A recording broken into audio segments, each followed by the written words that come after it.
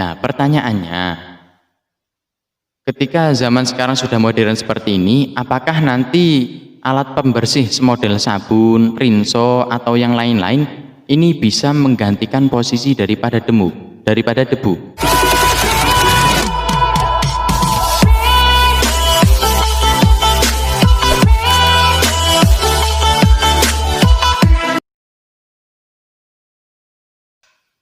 Assalamualaikum warahmatullahi wabarakatuh. Waalaikumsalam warahmatullahi wabarakatuh.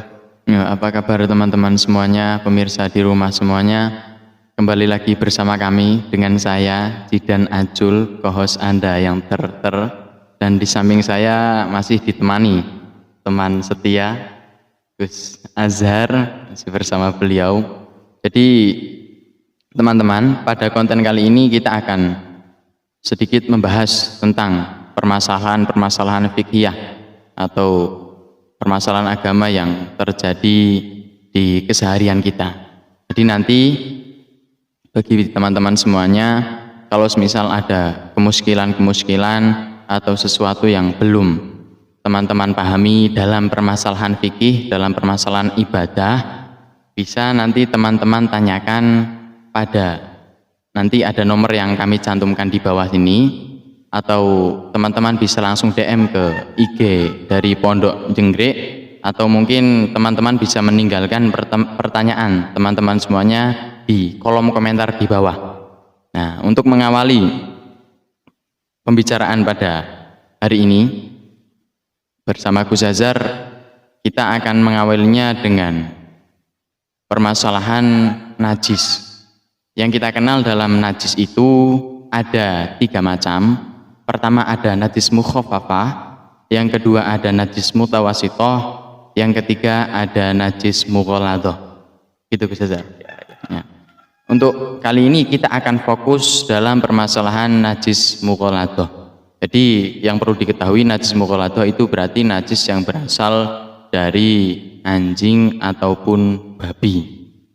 Dan itu nanti kalau cara pencuciannya yang kita kenal kan, ketika ada najis dari anjing ataupun babi itu dibasuh sebanyak 7 kali, dan salah satu basuhannya itu menggunakan debu. Gitu bisa Zar? Ya, salah satu pembasuhannya menggunakan debu. Itu yang kita kenal dalam kitab-kitab fikih, entah itu dari kitab fikih dasar ataupun sampai kitab fikih yang besar-besar itu, ya cara pensuciannya seperti itu. Cuman permasalahannya adalah kalau di zaman yang modern ini kita kan mengenal alat-alat pembersih yang lain. Oke lah, kalau zaman dulu mungkin debu itu banyak, tapi di zaman sekarang kadang kan kita mau memperoleh debu itu kan agak sulit. Sedangkan di zaman modern ini sudah banyak alat-alat untuk membersihkan yang lain, seperti halnya mungkin ada sabun, ada rinso, atau yang lain-lain.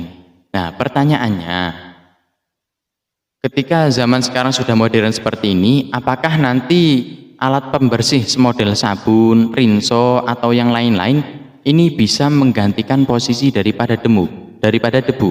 Yakumu maqamat turab.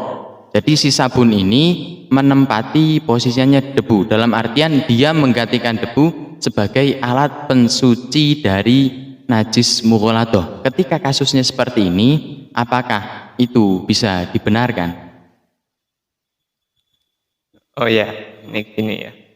Jadi konsep awal ketika najis mughaladhah itu harus pakai debu. Salah satunya, basuhnya harus 7 kali, dan salah satunya harus pakai debu. Konsep awalnya seperti itu. Tetapi ketika kita menilik di kitab Kifayatul Akhyar miliknya Imam Al-Hisni itu, di sana beliau mencantumkan masalah itu, minimal di sana ada 3 perbedaan pendapat ulama. Yang pertama, beliau menukil ada ulama yang mengatakan bahwa sabun bisa menempati tempatnya debu. Maksudnya debu itu bisa diganti dengan sabun. Jadi basuhnya 7 kali, salah satunya pakai sabun, itu cukup. Itu menurut satu pendapat. Menurut pendapat kedua, nggak boleh. Diibaratkan seperti tayamum. Tayamum itu harus pakai debu. Kalau debu nggak ada berarti faqidu tahurain. Berarti orang yang tidak ada air, tidak ada debu, berarti ya sholatnya li hurmatil waqti. Intinya kayak gitu. Jadi nggak boleh tayamum diganti dengan sabun loh. Kalau nggak ada debu, bolehkah tayamum pakai sabun? Ya nggak boleh, nggak boleh. Atau tayamumnya pakai bedak? Nggak boleh, nggak boleh, tetap nggak boleh. Jadi Biar tambah glowing. jadi menurut ulama yang kedua ini beliau mengibaratkan bersuci dari najis mughalladah itu seperti tayamum yang harus yata'ayyanu biturab, terkhusus hanya untuk memakai turab, debu. Pendapat yang ketiga ini Imam An-Nawawi dalam Syarah Muhadzab ataupun Ru'usul Masail, beliau ngendika bahwa kalau masih ada debu pakai debu wajib, tapi kalau enggak ada debu pakai sabun boleh. Jadi kesimpulannya, bolehkah mensucikan najis mughalladah yang aslinya pakai debu diganti pakai sabun? Ada 3 pendapat para ulama yang sependek pengetahuan saya. Ada 3 pendapat ulama. Yang pertama boleh karena mengibaratkan istinja. Istinja itu cebok, ya. Cebok itu kan bisa pakai air, bisa pakai benda-benda yang keras, bisa berupa batu, bisa berupa tisu, bisa apapun kan bisa ya. Ini itu disamakan dengan istinja. Yang kedua disamakan dengan tayamum, jadi khusus pakai debu. Yang ketiga, kalau selagi masih ada debu wajib pakai debu, tapi kalau sudah nggak ada debu boleh pakai sabun. Boleh atau sabun dan sejenisnya. Jadi ada 3 perbedaan pendapat dari para ulama yang sudah saya uraikan seperti itu. Kita tinggal pilih aja.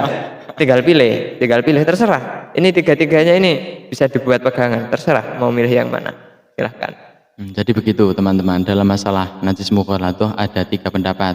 Berarti pendapat pertama boleh pakai sabun, pendapat yang kedua tidak boleh pakai sabun, pendapat yang ketiga kalau masih ada debu pakailah debu, kalau memang debu itu sulit untuk dicari boleh diganti menggunakan sabun, begitu. Ya, jadi itu ikhtilaful ulama, perbedaan pendapat di antara ulama. Jadi teman-teman bebas mau memilih pendapat yang mana, yang boleh memakai sabun ya silahkan, yang tidak boleh pakai sabun ya silahkan, seperti itu. Memang itu bebas untuk dipilih karena permasalahan fikih itu tidak mempersulit, begitu Gus ya. Banyak sekali ikhtilaf di situ dan memang membebaskan. Fleksibel, jadi bisa disesuaikan dengan kebutuhan kita, bukan kepentingan tapi kebutuhan kita. Oh, bukan kepentingan tapi kebutuhan, tergantung kebutuhannya yang mana. Dan yang kalau kita ambil yang paling mudah bagaimana? Enggak apa-apa, terserah, yang penting semuanya bisa untuk dipertanggungjawabkan pendapatnya, ini enggak apa-apa. Berarti kita ambil yang paling mudah dalam permasalahan fikih itu enggak masalah, yang penting ada dasarnya, seperti itu teman-teman. Oke, terima kasih Gus Azhar. Mungkin pada konten kali ini kita cukupkan seperti itu. Saya ingatkan sekali lagi, kalau dalam permasalahan fikih mungkin teman-teman menemukan kemuskilan dalam keseharian teman-teman semuanya, atau sesuatu yang belum teman-teman pahami, silahkan teman-teman cantumkan pertanyaan teman-teman pada kolom komentar di bawah, atau mungkin bisa langsung japri ke nomor WA yang akan kami cantumkan nanti, atau juga bisa ke DM ke IG Pondok Jenggrek, seperti itu. Oke, terima kasih Gus Azhar atas penjelasannya, semoga bermanfaat. Sekian, wassalamualaikum warahmatullahi wabarakatuh.